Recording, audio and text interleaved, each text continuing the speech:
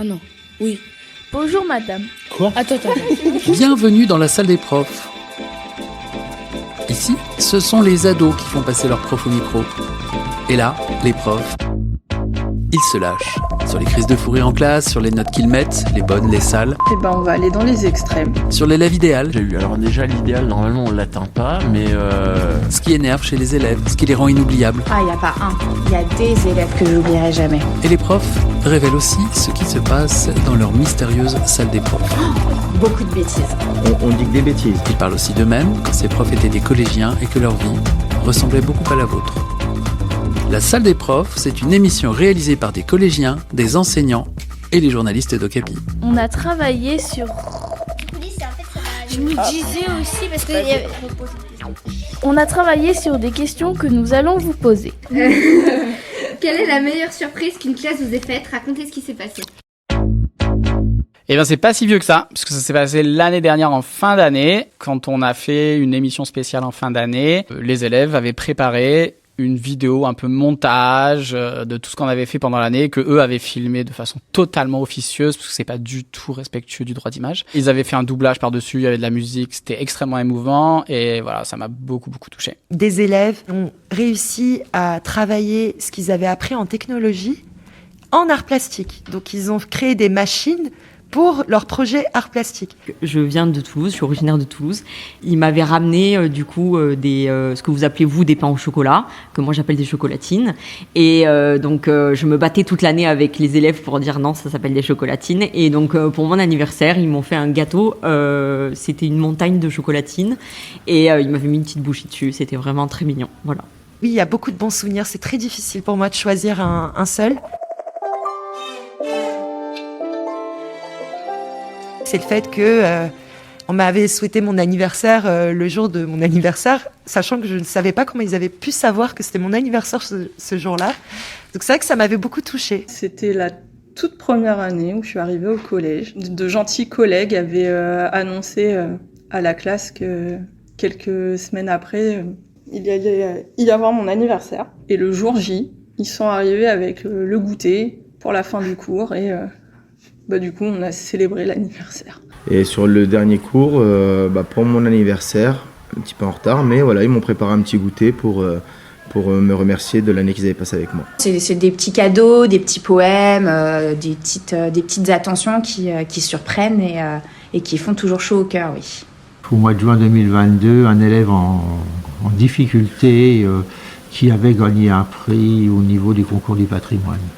C'était des élèves de 3e et donc à la fin de l'année, ils sont venus m'amener une enveloppe et dans l'enveloppe en question, il y avait un petit document qu'ils avaient fait. Alors c'était un peu pour plaisanter, comme quoi ils avaient écrit que j'étais le meilleur professeur du monde. En gros, ils avaient tous signé. Alors bon, c'était une plaisanterie bien entendu, mais c'était une surprise agréable. La première année où je suis arrivé au collège, j'ai des élèves qui ont collé des tampons hygiéniques sur les vitres, alors ils étaient propres, sur les vitres derrière les rideaux de ma salle de classe. Je m'en suis rendu compte en sortant de la salle de classe.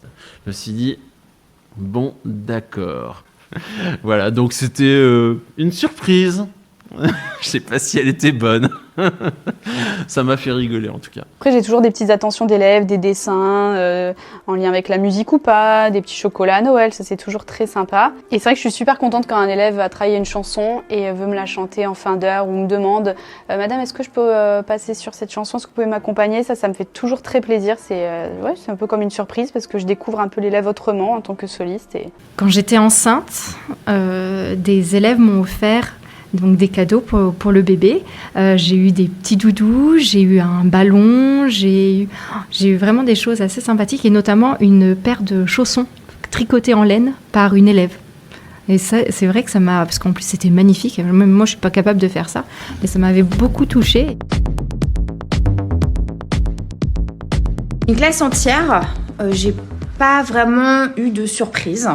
Parce que c'est vrai qu'au collège, vous êtes encore un peu jeune, donc pour s'organiser, pour faire des surprises à un enseignant, il faut quand même de la logistique. La meilleure surprise qu'une classe ait pu me faire ? Oui. Ma meilleure surprise, Écoutez, malheureusement, je n'ai pas eu. Oh, c'est difficile. On peut passer à la prochaine question, s'il vous plaît.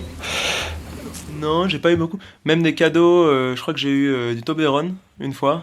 Jamais une classe tout entière m'a fait de surprise.